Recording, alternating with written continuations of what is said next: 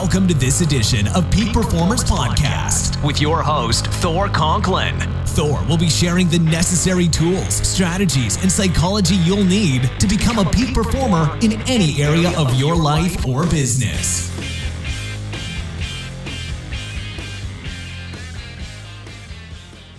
Welcome back to another episode of the Peak Performers Podcast. I'm your host, Thor Conklin, and today we have the man in the black hat.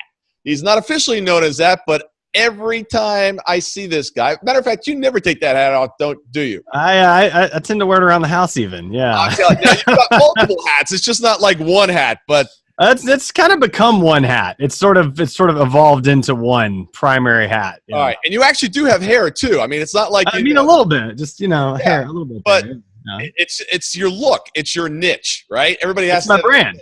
It's your brand. We're going to talk about brand in a little bit, so I like to come back to that. You know, it's interesting when I worked in New York. Before I tell the story, let me introduce our guest today. I'll get ahead of myself, right?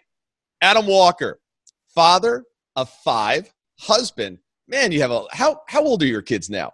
Let's see, they're 13 down to 2, so and almost 3. Yeah, it's kind of crazy. You know, I just found out from my mom the other day. I was out, and someone said, you know, there's 7 years between you and your sister.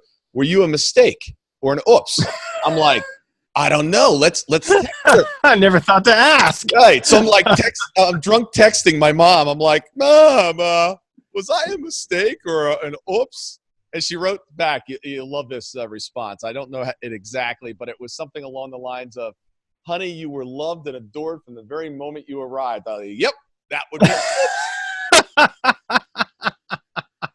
be That's fantastic. I know. You know, you got to appreciate when mom actually, you know, tells you the truth. So yeah. Was the 2-year-old a whoops? Maybe, perhaps. I'm going to go with perhaps. Yeah, all right. There you go. So is it a he or a she? He's a boy, little boy. Oh, all right, little he's boy. He's a pistol, man, all the time. That's right. Just know that you've been loved and adored by your parents, even though you were looking at a surprise. Anyway, let's jump into this. Let's do it. Excuse me. Adam owns a digital agency, co-founder of Sideways 8, and also nonprofit co-founder 48 and 8. If I forget about 48 and 8, make sure you bring me back to that because I want to make sure that we talk about that. Yeah, sure. Go ahead. No, I was agreeing with you. Yeah. All right, great. And I didn't know that you were into GORUCK as well.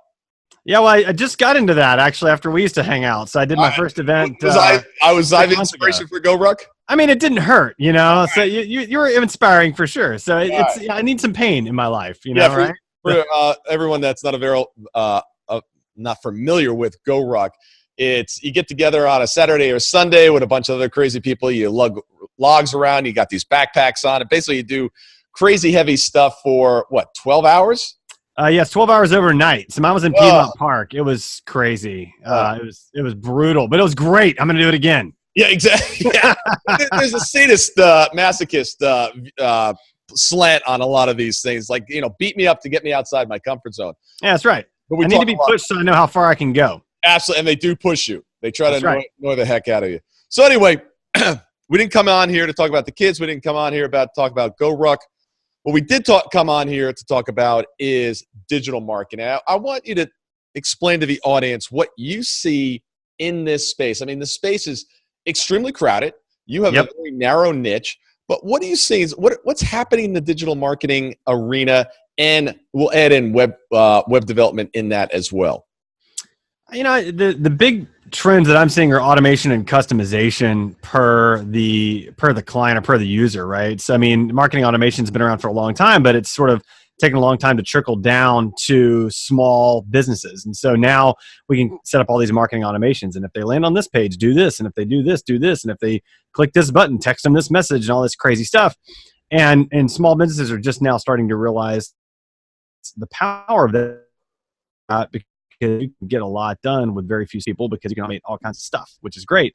And then the flip side of that, that's going to really become a big thing in the next 5 years, is really website customization, where websites, I mean, when you go to Amazon, right, the Amazon that you see is completely unique from the Amazon that I see, right? Yours is all completely tailored to what you've bought and to what you're interested in. Mine's tailored to what I bought, what I'm interested in. And that should happen, and that's going to roll out to smaller and smaller websites until it's commonplace for me and you to be able to customize our websites wholesale for specific audiences that are coming to the site itself. How important is it to have your web developer connected to your digital agency? And is it possible to have an effective digital agency strategy when you haven't done the website? Yeah, it is. I mean, you can go sort of sans website if you want to. No, not Sans website. Just okay. in other words, somebody else put the website together. I hear this all the time from clients. Okay. It's like, look, I've got I spent all this money, 12 years ago putting together my website. Of course, and it looks that way, right? But right. Let's get something out there. If you're a business owner and you had a website built for you, that is not a one-time. That's not a one-time. Yeah, right? That's a recurring cost for sure. Recurring cost. And that's just not for the people that are actually selling websites. You've got to keep it relevant. But more importantly than just the looks, because for the non-tech people, it's like, it's a page, right? It's a yellow page ad. It's so much more now. And if you're not doing this, your competitors are, and they're kicking your butt. Oh yeah, for sure. So you've got someone that's designed one of these websites. Let's say it's 5-6 years old.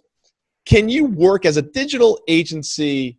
Can you work with an outdated website, or do you really need to get the website designed or update it before you can do the digital agency? Yeah, I see where you're going. Yeah, that's a tricky question. It depends on how bad it is, to be quite honest, and it depends on what platform it's built on. So, in my mind, you always want an updated current website because that's sort of the last line of validation for a customer. So if they click on your ad is slick, they're interested, and then they land on a website that's a piece of junk, they're gone, right? I mean, it's the final validation tool. So I kind of feel like you have to have a slick website before you have anything else, and then everything then builds and cascades around that. But if it was a really well-built website 5 years ago, we could talk, but very few websites I find are really well-built 5 years ago. So I hate to say it, what about the do-it-yourself sites now?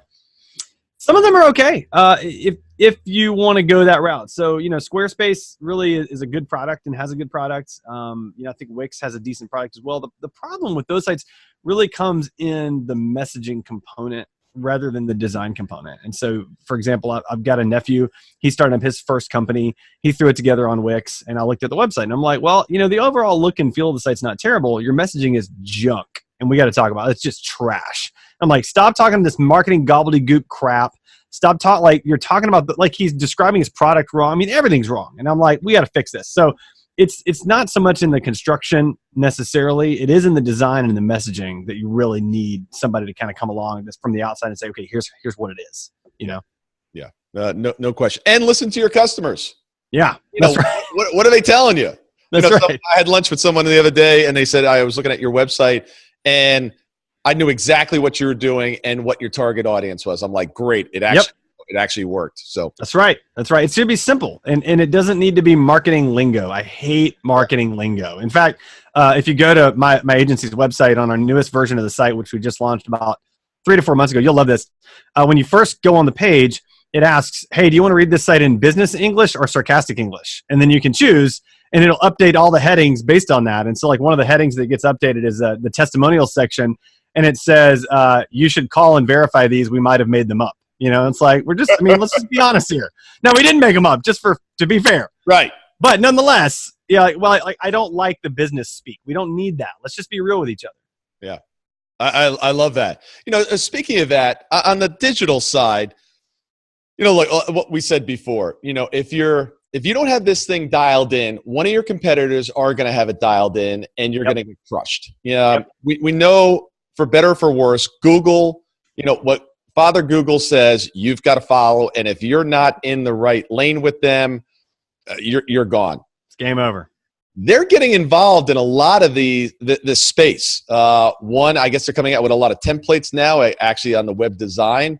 Some folks are saying, look, if you don't have a Google designed website in a couple of years, you may not rank at all.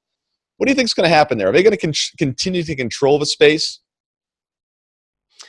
Yeah, that's a great question. They're going to eventually start to slip at some point. I mean, there comes a point where they can only dominate for so long. And we saw that with MySpace of all things that we thought was a mammoth thing that can never go away. And then Facebook just completely destroyed them.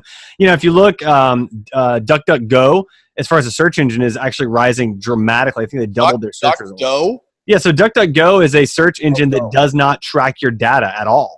And so it's a Google-like search engine, but they're not tracking you. You're not the product. And so for people that are very security-minded, they're starting to use it. So there comes a point where Google's dominance will begin to fade. But the question is, what replaces it? And I don't know the answer to that.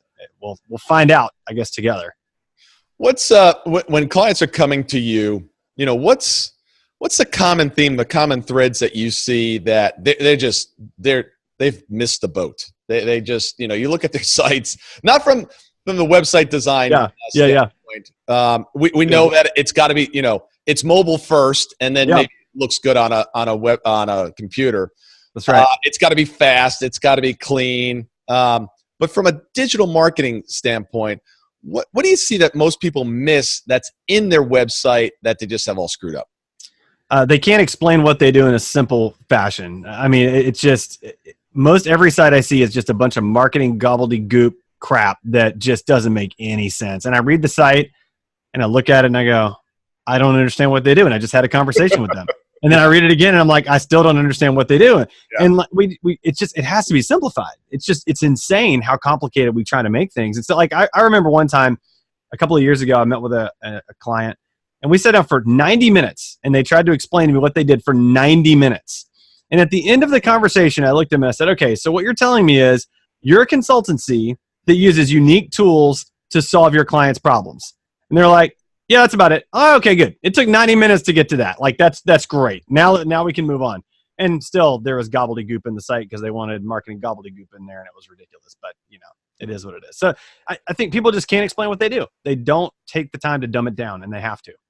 I like that. I've got to check out your site where it says, what was it? Sarcastic? Sarcastic English, yeah. Sarcastic. So it literally converts the website, or are there two different websites? No, it swaps out the text. So every heading on every main page has an alternate text. And as soon as you click that button, it swaps to the alternate text. And so instead of saying like testimonials, it's like stuff people that like us say about us, you know, or something like that. So we're just trying to be honest and blunt in what we do. And eventually I really want to get to a point too where I add in other translations. Like, so for Pirate Day, it can have like pirate English, you know, our matey testimonials and that sort of thing. So we'll see. I like that. I wonder if you could take that to like the nth degree. It's like, hey, here's all our plans. You know, we say that this one is the most common. No, it's not the most common. That's the one we really want you to buy because we make the most profit on this particular one. Yeah, that's right. I've got 2 kids in private school. There are a lot on this one. Yeah, well, there's a lot of years where we had our values on our site, and one of our values was making money. And we're like, look, we're dudes with big families. We got to make money, you know. Like, and people were like, man, I love that your value is making money. I'm like, I'm glad. You should buy from us. Yeah, because what are they coming to you for? That's right. We got to help them make money. Well. Right. Exactly. It's a circle. It's a circle. I love that. Tell us a little bit about 48 and 8. All right, 48 and 48. So we just finished. Has nothing to do with making money. This is like it's totally nonprofit. Nonprofit. It does help raise revenue. My profile a little bit. Yeah, well, it has revenue. It's a nonprofit organization or corporation. Okay. So we have revenue. We have revenue goals and donations, all that. But essentially, we just finished our 12th event. I've got our 13th event coming up shortly, and our 12th event overall, where we built 48 free nonprofit websites in 48 hours. So that's I think if you run the numbers, it's like well over 500 websites built since 2015. So it's been pretty amazing. We've been in Atlanta, New York, Boston, all kinds of crazy cities. We're going to be in the UK soon. There's lots of really interesting stuff. We've been able to help a ton of nonprofits. So if you're a nonprofit and you're interested in getting your website made over, what do you do? You go to 48in48. That's 48in48.org. And you can sign up right there. We'll be taking signups for our spring events immediately, actually. So go sign up right now. And you can hop into one of the spring events, which should be probably around late April or so. And you don't even have to be in the city that the event is held in. So we hold the events in the cities. We have 100 volunteers that build websites that are professional marketing professional. You don't have to be there physically. You can be a nonprofit from anywhere in the world and still apply. Got it. And what's the cost for that? Oh, it's free. It's totally free. I thought there was like no revenue. So where do you get No. from? So sponsors. So our big sponsor is Delta Airlines. So we got Delta Airlines as a sponsor. State Farm is sponsored. It's been great. Delta has been a big supporter since I think 2015. Oh, wow. Fantastic. Yeah, they're amazing. And we got State Farm and Google Fiber and, oh, man, all kinds of great sponsors. Wow. That's awesome. And you came up with the nonprofit?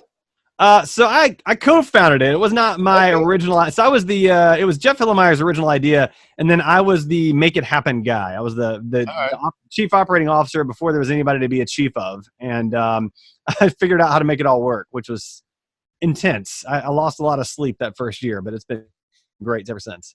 Do you guys just go straight 48 hours?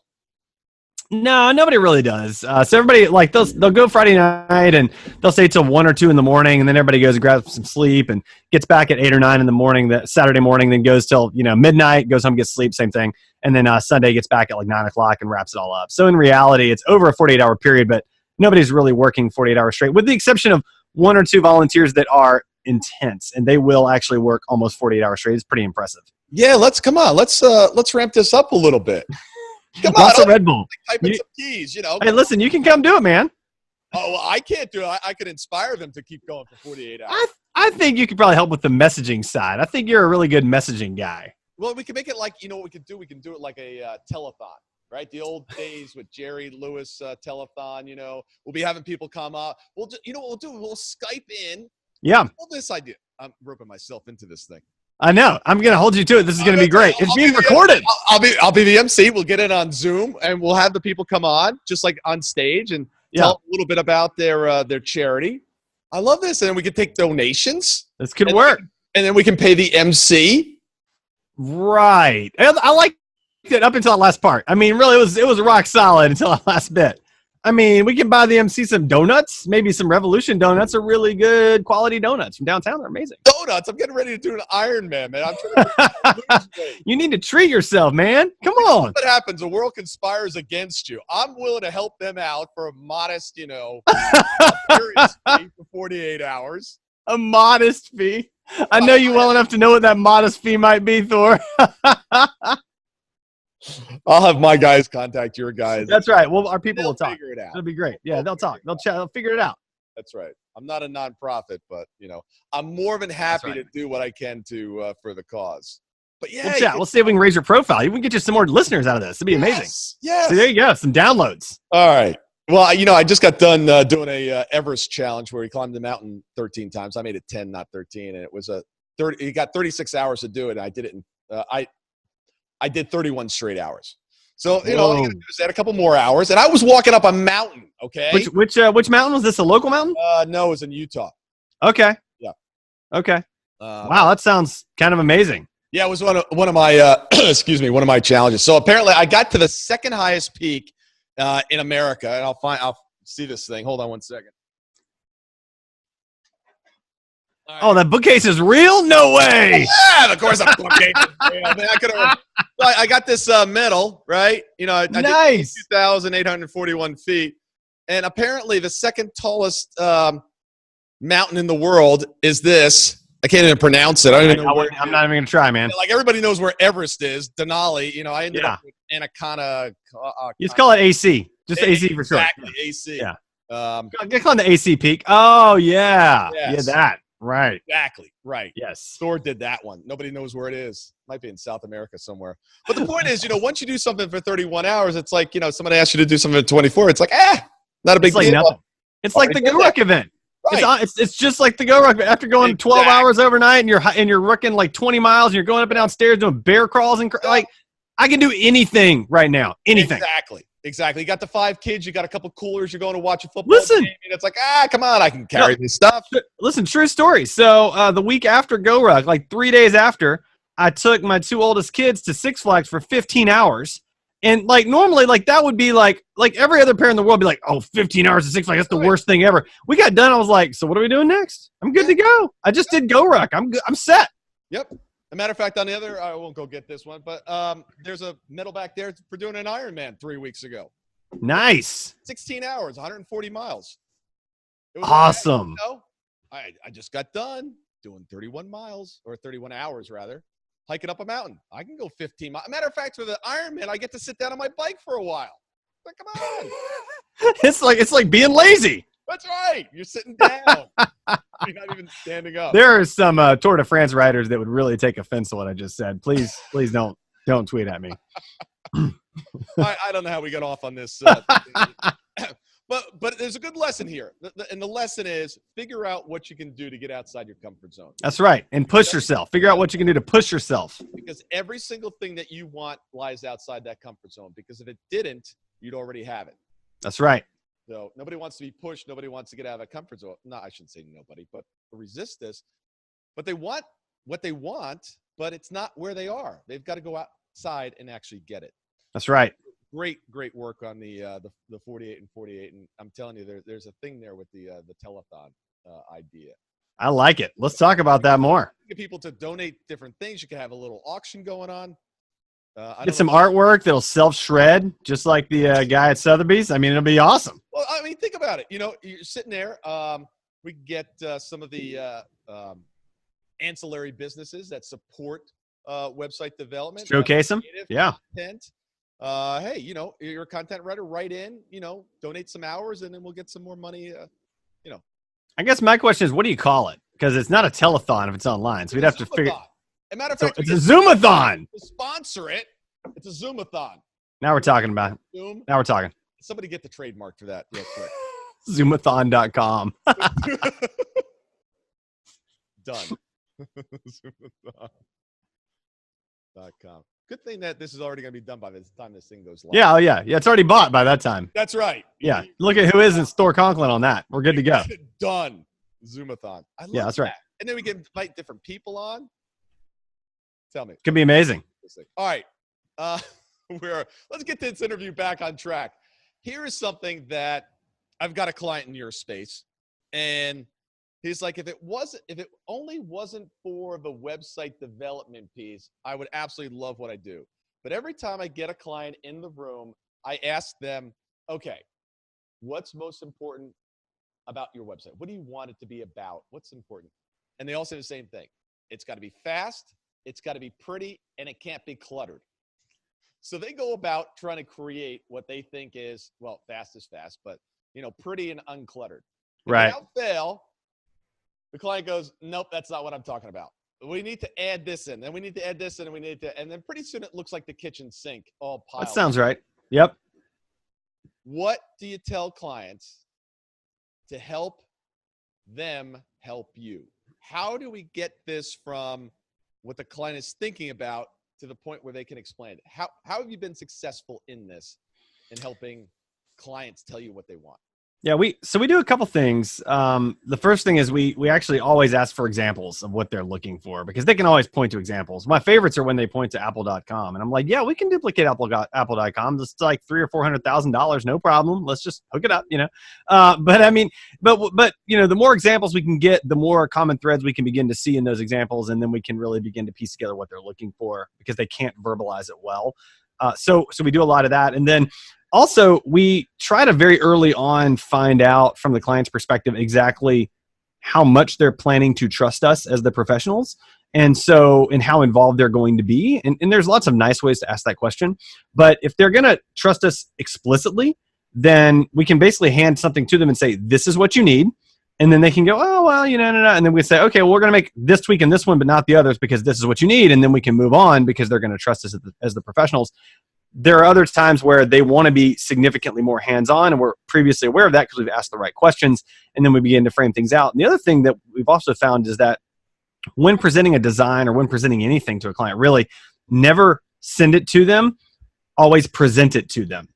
And so that way you can say, okay, well, at the top I did this because of this, and this, and then underneath we did these three things because of this, and this, and you're explaining your logic the entire way down, and that way they can't just pick it apart and begin to refute it before you've had a chance to explain your work and why you've done it that way. So we try to never, ever send something to a client without actually being on a call with them, walking them through it at that time. You know, clients get websites done for one reason, or probably just one reason, and that is get more business. I mean, right. Why else do we have a website? Unless there's a vanity play here. Say that The reason is they want more clients. Do you think there's a successful business model in going to a client and saying, look, I'm going to take care of the website redesign.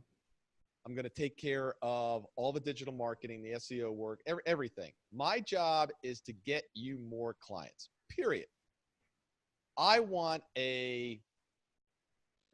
figure out what the price of that's going to be on a monthly basis. So let's just say that the website, you're going to analyze that cost over a period of a year. So if it was a $12,000 website, $8,000 a month for the first 12 months, the digital marketing side is, let's say, $3,000. So it's $4,000 a month. What do you think of the idea of saying, client, you tell me what, your logo is, what the colors are, and then from that point, I'm responsible for crafting the website, doing everything else connected to it, but I'm going to be judged off of my results. One, are clients open to that idea? And is there enough metrics that you can put around it where they can actually analyze whether you were successful at that or not? Yeah, I mean, you could. I've known people that have attempted to go that route. I don't know that I've known any that have successfully made that work because the metrics get real tricky. I mean, specifically because, especially around the website, right? Because, for example, if I said to a client, hey, I'm going to control your website, I'm even going to control your digital marketing, and I want to cut off of these things, you'd have to really set up very clear parameters and very clear paths. Not a cut, just agreed upon metrics. Because here's what I find. So often somebody will do the website, then somebody will do the paid, then somebody will do the content. Right. Yep. And all of a sudden you've got 8 vendors in the mix. And yep. Going, hey, I did my part, but that guy didn't do his part. So just one place. Yep. Responsible from 8. So there's no pointing fingers. If I'm not getting the results I want, there's only one place it's going. Oh yeah. Well, I mean, and that's an agency of record model. And I think that's a decent model, honestly. There's a lot of companies moving away from it, but for example, we're an agency of record for a really fast growing sports company. And that's exactly the model. And we've helped them build out a whole new brand. We've helped them build out a whole new website, and we're able to walk them through and say, okay, well, when we launched the new website, there was an increase in traffic by X, and there was an increase in clicks by X, and you saw an increase in interest by X. I mean, the numbers are pretty impressive, and we're able to walk through the actual return on investment for that website. And so our next step is to figure out, okay, now we're going to walk them through that marketing automation, and it's the same thing. We're helping them fill the funnel, and then we're helping them push people through the funnel to get all the way down to becoming customers at that point. And so I think you're right. When one agency is responsible for all of it, there's one person accountable at that point, or there's one team accountable at that point, and you perform or you're gone. I mean, it's as simple as that, because you're right. Otherwise it's a blame game. It's the SEO guy's fault, or the PPC guy's fault, or the website guy's fault, or girl's fault for that matter, whatever, There's a lot of talk that the PPC side is getting too expensive. We've had webinars as a way to get into clients in certain areas. Nurture campaign. What's the hot new rage and effective marketing tool? Podcast, man. What? Podcast, of course. Yes, podcast is the rage. Listen, it's the jam. Everybody's doing podcast. It's where it's at. Now you're way ahead of the curve, but I'm actually, I'm being serious. Podcast as a tool for networking, for business development. In fact, just to share the secret sauce, like I've got 2 podcasts right now. I'm about to start a third, actually. And one of my podcasts is, really about connecting with my target market and creating content for my target market. So it's talking to my target market, about my target market, for my target market.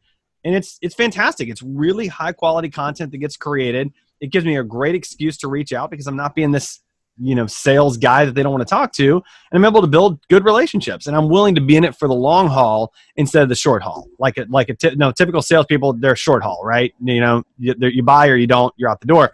But I want to be in it for the long haul. I want to meet people. I want to help. I want to build connections. I want to connect with them a year from now and maybe get a project, 2 years from now from them. So are you interviewing your primary or ideal client? Oh yeah, on a weekly basis, and clients that are very high level and very hard to get on the phone and would never in a million years talk to me as a salesperson ever, ever, ever. But they are happy to get on a podcast with me and do a 10-minute interview, 15-minute interview. And then I create a connection that is meaningful to them. And then I at that point kind of have the right, or I've earned the right, I should say, to call them back and connect with them later. Yeah. Well, I had a guest on our show probably about a year ago that said this. Did you hear that episode by the chance? I don't know if I heard that episode. No. So there's an episode, a guy came on. I need to go back and check it. Yeah, well, you're already doing it, so you're good. But he comes on and he goes, podcasters are doing this all wrong. He goes, most podcasters are sitting out there trying to get enough audience listeners so they can get enough downloads, so they can get enough some advertising, and that's how they're building their shows. He goes, stop doing that.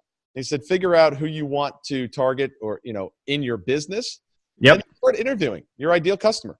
That's right. And that's exactly what I've done. And it's been unbelievable. I've gotten, and not only that, but the other side of it is I've gotten so much insight from talking to my ideal customer that I understand them at a much deeper level than I otherwise would. Yep. So not only am I talking to my ideal customer, I'm creating content for my ideal customer. I'm also building my own skill set to help my ideal customer. Yeah. Yeah. It's a win all around. No question. When we first launched, our ideal customer is completely different than it is today. As a matter of fact, I just ended up with a guy. He heard me on another podcast. He wrote in. I got on the phone for 15 minutes. And he's like, I don't know what I want to do next. He had just sold his business. So he goes, I'm thinking about starting and creating this little, some free content. And then I'm going to, go and $12, $49 product, and then maybe some additional online courses and so forth. I said, great. I said, who are you, going after? Oh, well, who we're going after are, companies $20 million and up, and they do this. And I said, well, $49 course? Yeah. I said, $4,900 course. Right. They're not interested in that. No. Trust me, from experience. Yeah. Our rates are anywhere from 30,000 to close to $250,000 a year at this point. Our clients are not looking for anything free. They want information. They want it quick. They want it tailored for them. And that's it. So know your ideal customer. And we thought, our ideal customer was going to be somebody that was struggling. And we found out that wasn't the case. Our ideal customer are those that are kicking ass and want to kick more. I like that. Sign me up. Yeah, it just, it was. I can't afford you yet, but sign me up. I tell this story. My team at the end of our first year was only about 6 months, but at the end of the first year, we were looking back, and a lot of those 6 months were spent getting the company going and everything. But anyway, revenues for the first year were $1,500. Yeah, well, I remember. Yeah, that's right. You do. Yeah, I remember. Yeah. And my team goes, "Is this going to work?" I'm like, "Oh, no problem. Trust me. This is number 6 for me. I mean, I'm a old pro at this." And I remember in private going, "Ooh, wow, that's lower than the other ones." And part of the slowness was we were going after the wrong audience. Yeah. This wasn't. Yeah. You've got to listen to what your prospects are telling you, because they'll tell you what they want. Absolutely. Yeah. They'll let you know. And they'll let you know the price point they want it at too, which is great. Yeah. And it's not cheaper. No, never cheaper. Yeah. It's always more. I always undersell. I always anytime I'm thinking of a number, it's always too low every time. So I don't ever start with a number, because I'm going to be low every time. Yeah. And look, there are some clients that want something cheaper. Look, Walmart, probably one of the most successful brick and mortar retailers in the world, is about low prices. That's their customer. Right. If you're Nordstrom's, they're not going after the low price customer. No, they're not. You can make money either way, but you better know who you're serving. That's right. So, let's dive in a little bit. We're actually getting towards the end, but I wanted to hear, if you had to do this all over again, what are some of the lessons that you learned looking back and said, if I had a restart button, these are some things that I would do differently? I think I would stop underestimating my own skills and abilities. I mean, it's like I just mentioned, I sort of chronically under-index what I'm capable of and what my team is capable of. And because of that, I've had this habit of sort of going low and then working up incrementally. So, the first website that we built was $850. And at the time I was like, oh my gosh, that's unbelievable. I can do this all the time, and now I couldn't do a website for $850. I mean, even $8,500 is pushing it for us. So really, we kind of bottom out about 10,000. And I wish I had gone ahead and made that jump earlier. Say, you know what, we're just going to go after mid-market companies. We're going to go, for $10,000 to $50,000 websites, and then build all the peripherals around it. and just own that market. But it took me a while to gain the confidence to get there. And I had the ability before I had the confidence. So I wish that had just gone on early. Yeah, I remember last year when I was doing my annual planning, a good friend of mine, I was down in Miami and we were talking, every year I go away for 3 or 4 days, disconnect and figure out, okay, what went well this year, what didn't go well this year, what are we going to do differently next year? And we were talking about some of the pricing parameters. And she said, well, why aren't you charging this? And I'm like, I don't know. and she said, based on what you do, is that not a value to your customers? I said, yeah, it really is. I go, I just don't know how I'm going to justify that number. She goes, why do you have to justify it? You don't have to. Well, it's worth what it's worth. It's worth, and customers will tell you what they're willing to pay. I can't tell you the number of phone calls I get nowadays that, hi, Bob said I need to talk to you. You work with him. I don't know what you do. I don't know how much you charge, but I need your services. When do we start? Nice. That's the dream call right there. But it happens all the time because our ideal customers are not finding us through some free content that's then going into a $99, I don't know, course or whatever, white paper. They're clients that are killing it, that are standing out, and people are saying, hey, what are you doing? What's working? We forget so often about that network. Look, if you're doing great work for people, they're going to tell people. Yeah, that's right. That's right. And those the best marketing there is. Absolutely. Man, thanks for coming on. Tell the audience how they can get in touch with you so they can get their 48 or their the one that you actually do for profit. That one, yeah. So a couple of websites, 48in48.org if you are a nonprofit or no one that needs a website. Also Sideways 8, that's sideways spelled out in the number 8.com. If you want to check out my digital agency with our sarcastic English option, that would be good. And then you can find my blog at adamjwalker.com where I blog about, productivity, team building, the craziness of having 5 kids, and really whatever happens to interest me at the time. So and then on Twitter at AJWalker if you want to chat there too. Excellent. Any more whoops kids in the forecast? I mean, there's possibilities all the time. So, we never know. They're making these big SUVs. Pretty soon you'll have some out in college and you can swap the kid from the Exactly. It's exactly. I got one. How old are you? Not many years. No, I'm not 37, man. I got plenty of time. There's time in the world. You're going to be having babies for the next 20 years. I don't know about 20 years now. I'm seeing it, man. We're going to get you a little microbus. Listen, I'll take a microbus. That'd be great. It was kind of funny. If you ever follow, probably one of the funniest Instagrams to follow Jesse Itzler and Sarah Blakely. Oh, man, I do. Oh, Jesse's the best. He's hilarious. You see the new van that they bought? No, I didn't see that. No, I missed that one. They bought a new one of these Ford vans, and Jesse's driving. Sarah's out making sure that it clears the thing. And he's like, hey, do I have enough room? Oh, yeah, I think so. And all of a sudden, crash. Took the top of the van off. Yeah, I can totally see Jesse doing that. Yep, yeah. you gotta have enough kids that they fit into a Ford Escort or something. Anything like that, then you're getting crazy. I mean, half my kids will fit into a Ford Escort. That's something. Pretty soon you can have a little caravan. One's gonna have a driver's license soon. Yeah, exactly. She just follow me, and we'll have 2 or 3 Ford Escorts. We'll be all good. It'll be great. Stick to websites, man. Appreciate having you on today. Thanks, Thor. Appreciate you, buddy. Have a great one. See you, bud.